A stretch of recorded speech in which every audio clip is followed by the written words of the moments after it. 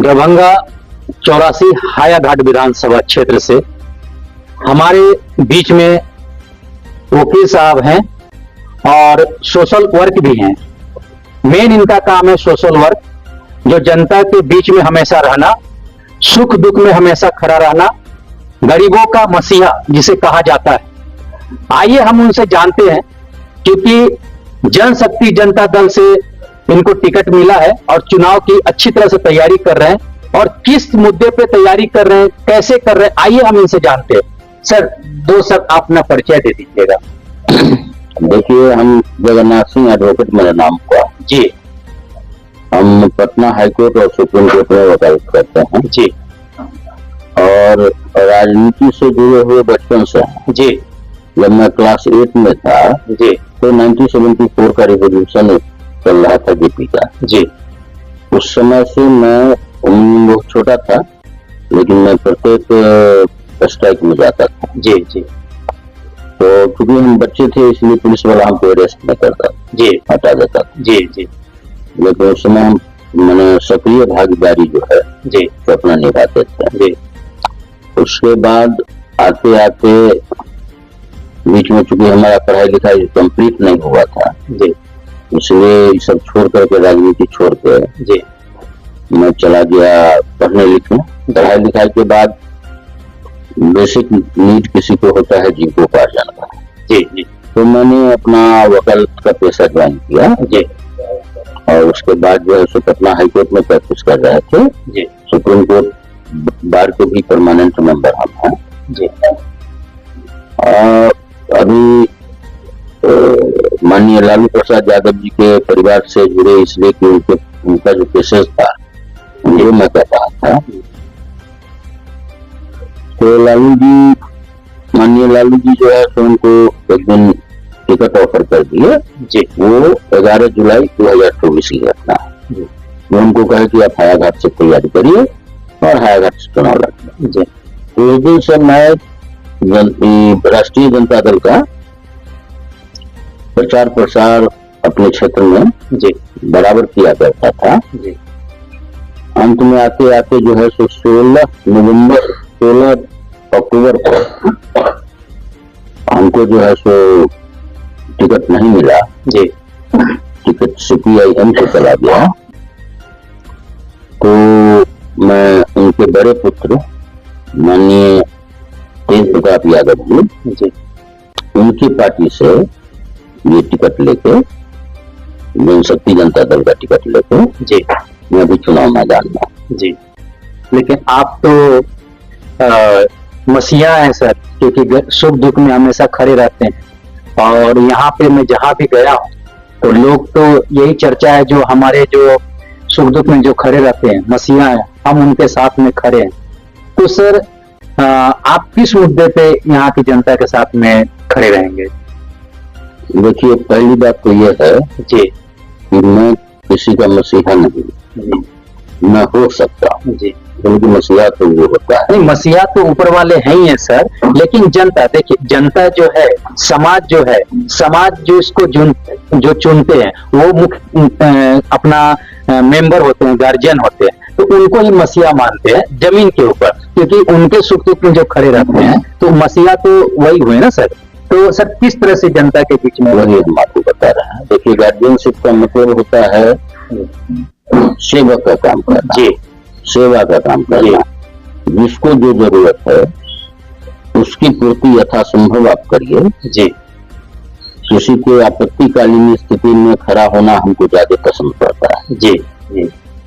अच्छी स्थिति में मैं खड़ा हूँ ना हूँ जी, लेकिन बुरे दिनों में मैं किसी के साथ खड़ा होने का प्रयास करता रहता हूँ। उसमें जो हमसे संभव है जी सो मैं करता रहता हूँ। जी।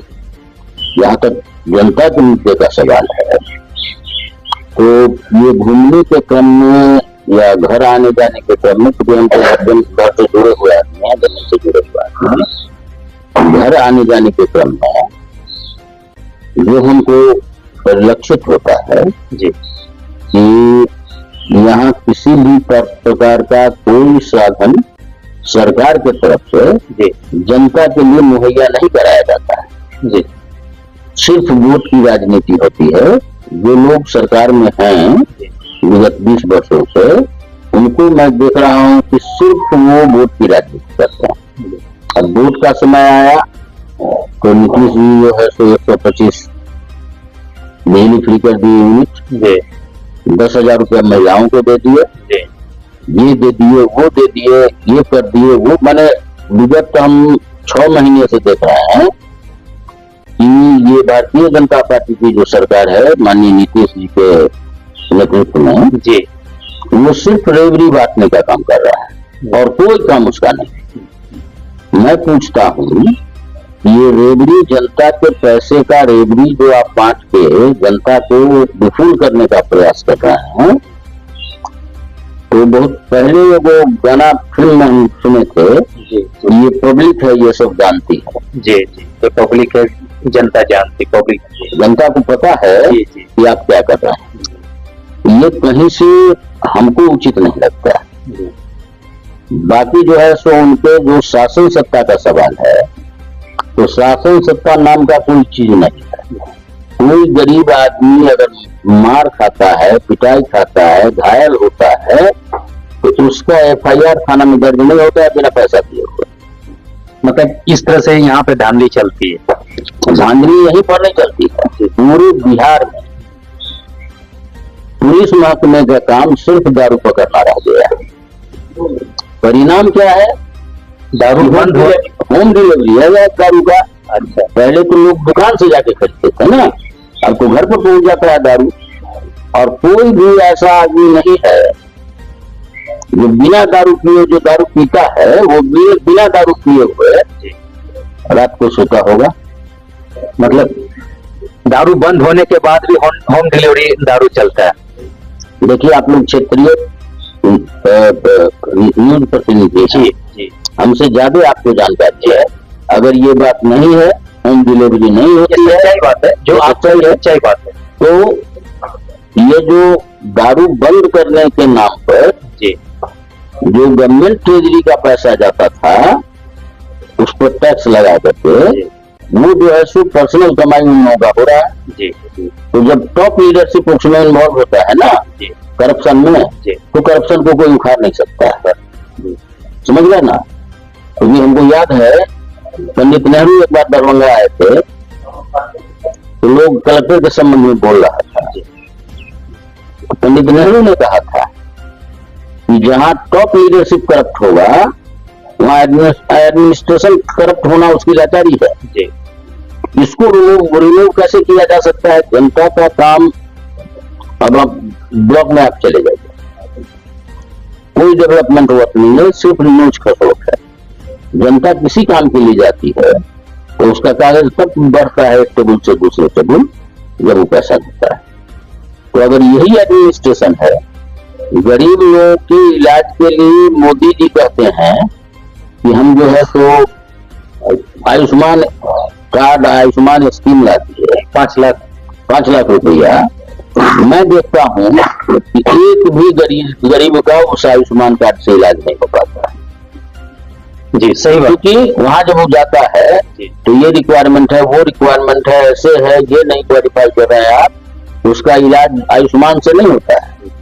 और जितना बड़ा बड़ा हॉस्पिटल्स है, सब उस आयुष्मान के रुपये का दुरुपयोग कर रहा है। ये मोदी जी को नहीं पता है? सब पता, सब पता होने के बाद, तो जहां मैंने कहा कि जहां टॉप लीडरशिप करप्ट होगा, वहां जो है करप्शन खत्म नहीं हो सकता है जी। तो मेरी ये मान्यता है कि देखिए, सड़क के नाम पर सड़क बन गई है जी, कहीं नाले की व्यवस्था नहीं। एक छोटा सा बरसात होता है तो हमारे लहरियासराय में DMCH में ठेवना भर पानी लग जाता है, हॉस्पिटल में पानी घुस जाता है, हॉस्पिटल में मछली निकल जाता है, लेकिन पानी के जल निकासी का उपाय नहीं है। अगर है तो बताइए। तो ये अगर रोड बनने का तरीका है तो हम कर सकते हैं कि ठीक है। सर, दूसरी बात यह है, आप जब जीत कर आएंगे तो यहाँ युवाओं के लिए क्या क्या करेंगे सर?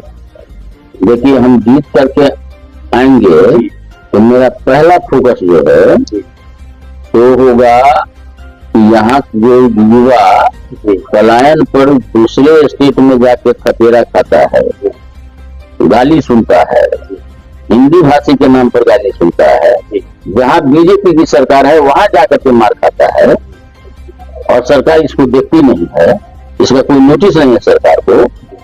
नीतीश जी कहते हैं सुशासन बाबू हैं, कहीं बिहार में एक भी इंडस्ट्री लगा हो तो बताइए, कोई रोजगार का साधन मुहैया कराया गया हो तो बताइए, किसी के स्वास्थ्य सुविधा का कोई उपाय किया गया हो तो बताइए। सिर्फ किया जाता है उसके नाम पर क्या कि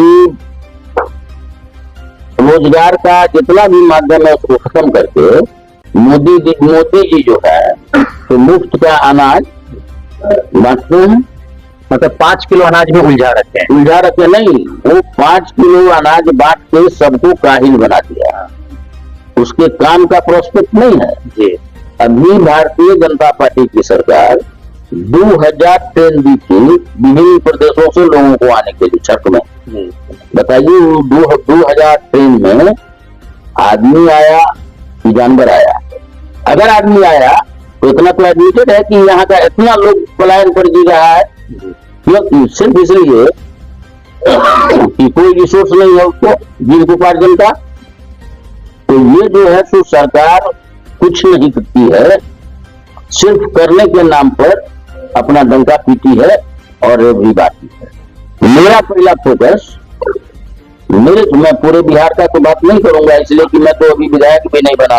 अपने अगर मैं विधायक बन गया तो मैं सबसे पहले जो नवयुवक हैं, बेरोजगार हैं जी, उनके रोजगार के लिए हम जो है सो इंडस्ट्रीज के स्थापना का विचार रखते हैं जी, जो अपने क्षेत्र में हम करेंगे जी और अपने फंड से करेंगे जी। जो फंड हमको मिलता है जी, उस फंड का सदुपयोग करके लोगों के लिए सबसे पहले रोजगार का मुहैया स्मॉल स्केल इंडस्ट्री बैठा के करें, जिस तरह से कहा जाता है लघु उद्योग जिसको बोला उद्योग जी, उसमें लोगों को रोजगार मिलेगा जी। और जो नवयुवक हैं वो अपने घर में काम करेंगे जी और घर में आराम से रहेंगे पति पत्नी जी। इस पर सरकार का ध्यान नहीं है, इस पर बिल्कुल सरकार का ध्यान नहीं है, सिर्फ प्लान की बात करते हैं। जैसे मोदी जी अगर बिहार में आते हैं तो कहते हैं जो हमारे बिहार के मजदूर बहुत मजबूत हैं जो दूसरे देशों में जाके काम करके आते हैं। तो इस पे मोदी जी तो फ्रॉम वेरी इंसेप्शन जी, जब वो प्रधानमंत्री का चुनाव लड़ने आए थे पहली बार लोकसभा में, लोकसभा का चुनाव पहला बार, तो सबको विफुल कर दिए कि विदेशों में जो काला धन है ना सबके अकाउंट में 15-15 लाख रुपया जाएगा। और इस बिना पर वो जनता का वोट ठग लिए। 15 रुपया किसी के अकाउंट में आया तो कोई बता दे। तो ये जुमलेबाजी की सरकार जो है वो बहुत नहीं चलती मेरे हिसाब से जी। मेरा छोटा मोटा सही बात है, कहते 15 लाख रुपया हर किसी के अकाउंट में, हर किसी के अकाउंट में आएगा। तो अभी तक तो 15 लाख रुपया का 15 पैसा भी नहीं आया। तो ये है, और बीच में सबको कहे कि अपना अकाउंट खोल लो, सबके अकाउंट में पैसा जाएगा। जितना अकाउंट खुला जी वो ये सब स्कीम उनका जो है तो बड़े बिजनेसमैन को सरकारी रुपया दान करने का उपाय सोचते रहते हैं कि उनको जो यहाँ से टैक्स का रुपया है पब्लिक का, गाड़ी कमाई का, उसको कैसे बड़े लोगों को दान करके दे करके और अपना जो है तो नेतागिरी चमका दो। यही तो चल रहा है यहाँ सिस्टम। अब इसी को अगर सुशासन बाबू की सरकार कहते हैं तो बहुत बेलेंगे।